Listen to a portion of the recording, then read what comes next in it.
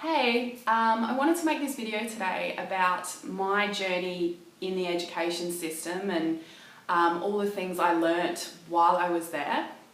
I've been meaning to make this video for a while actually. I think there's some important things that I want to get off my chest about my experience.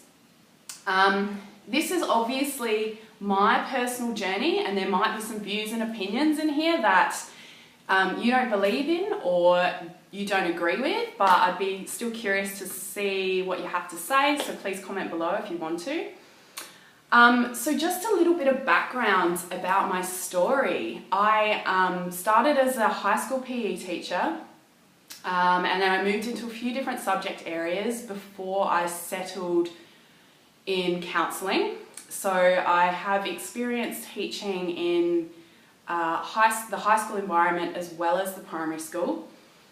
So I got a really good glimpse of, during my career, of the leadership structures in schools and how they work.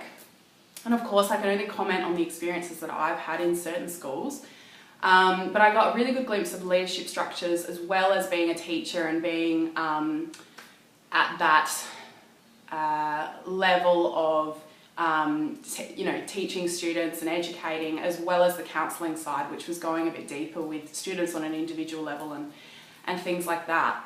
And so I did that. I did counselling for about 3.5 years before I ended up burning out. And this was a real dramatic burnout. I ended up having stage 4 adrenal fatigue. And if you don't know what adrenal fatigue is, please look it up. It's relevant to all of us in the stressful lives that we live in this 21st century. Adrenal fatigue can happen to anyone. It's basically caused by ongoing physical and emotional stress that taxes the body and taxes the main hormonal centers in our body and these hormones are responsible for really basic everyday functioning. So I was struck down with this illness to the point where I had to quit. Like, my body said enough and I had to listen to that. And I've had 3 years outside of the education system where I've travelled and done all sorts of things and I've been on a real deep spiritual journey. And during that time I've had time to reflect on my career and what went wrong and the things that I noticed and the reasons why I'm not going back, even though my health is much better now. I can see things from a very different perspective.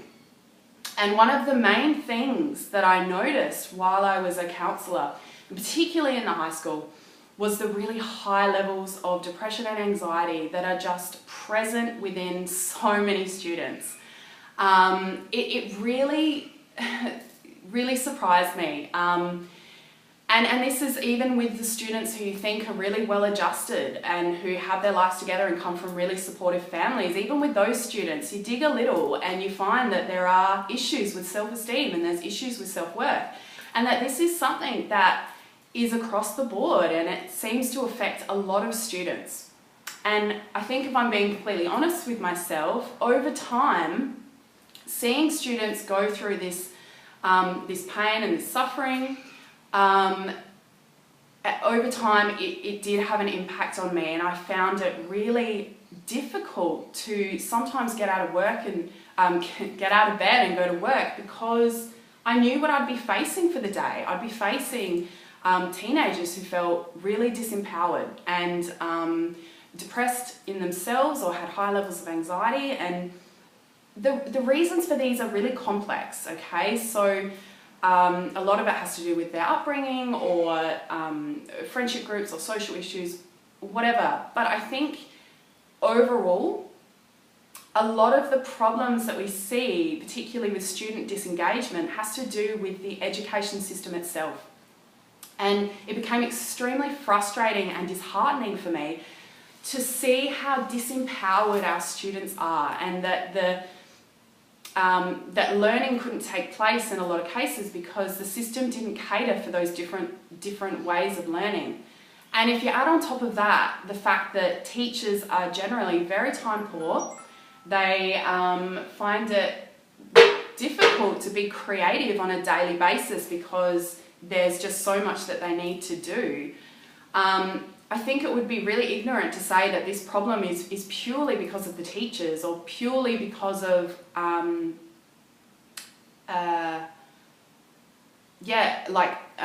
purely because of home reasons and things like that. I think it's the responsibility of the education system to ensure that we do teach students about emotional development and about developing emotional intelligence and having types of tools that can help to combat things like anxiety and depression. But I just found it very frustrating to work in a system and to try and create change when things happened so slowly and there were so many other things going on, and there's always information overload within the education system. I remember as a teacher, like in my pigeonhole, I'd find all this paper or all these documents, and I'd have to sort them into piles that was like, this is relevant, this isn't. And a lot of the time, the irrelevant information was the bigger pile.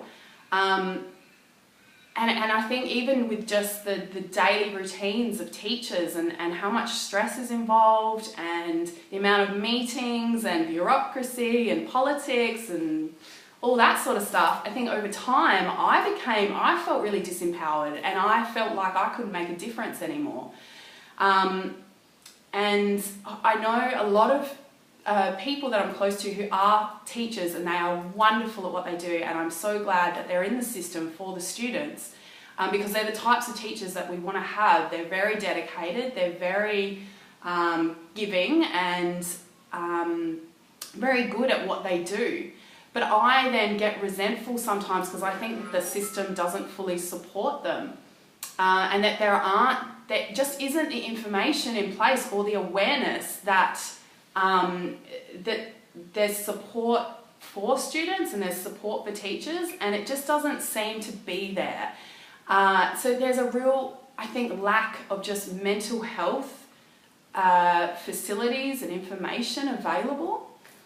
And the other thing was, in the primary school, I remember just being so gobsmacked by the amount of testing that we give to kids in primary school.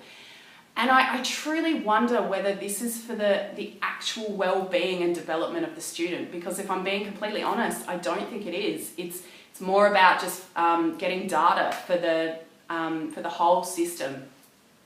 And I don't know who makes these really big decisions about the curriculum and what we teach in schools.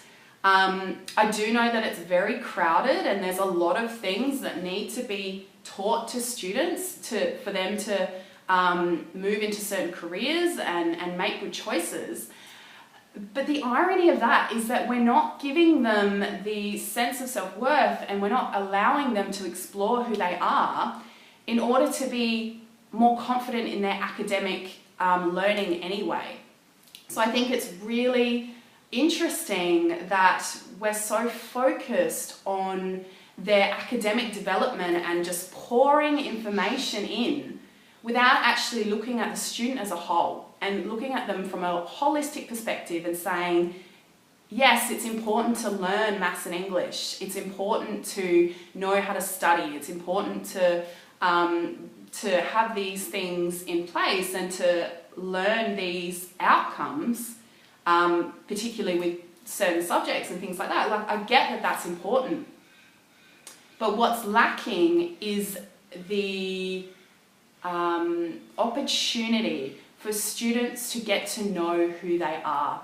And if we don't equip students with that type of self-exploration when they're teenagers, they're going to go into the adult world without having a really good sense of self and self-worth and self-esteem. And to me, that's really not a good thing. And yeah, I find it really difficult to even contemplate going back into this system when I know, one, it's not good for me, and two, a lot of the times it's not good for students.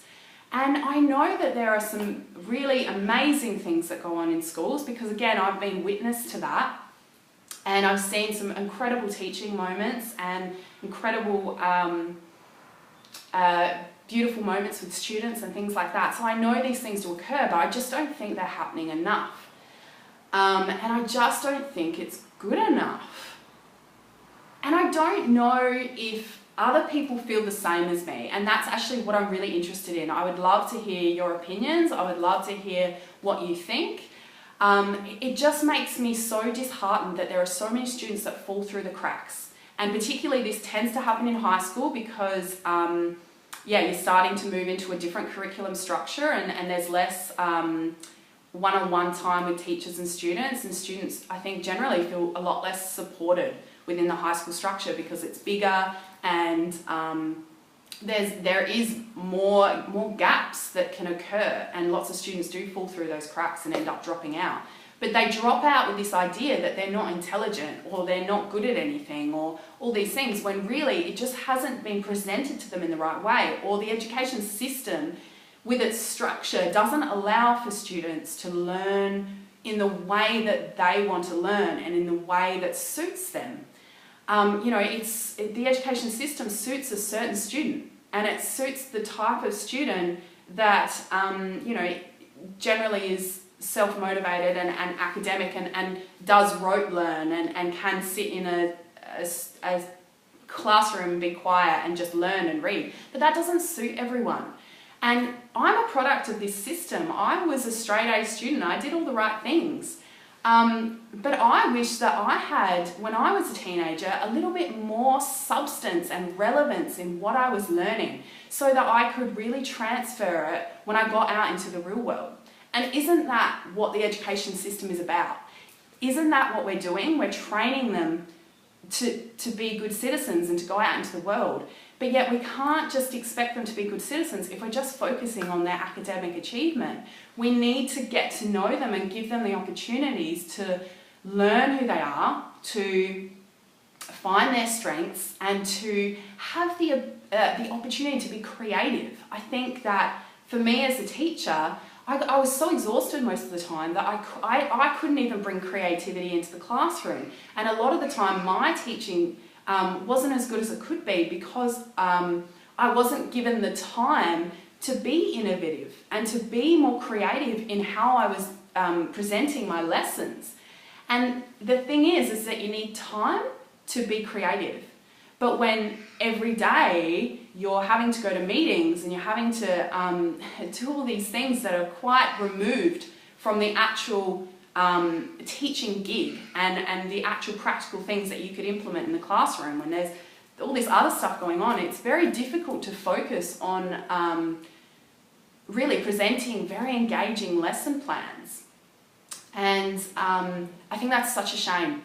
I think it's such a shame that we're not giving teachers more time to be creative in the way that they present their lessons. And I think it's such a shame that we're not giving students that as well.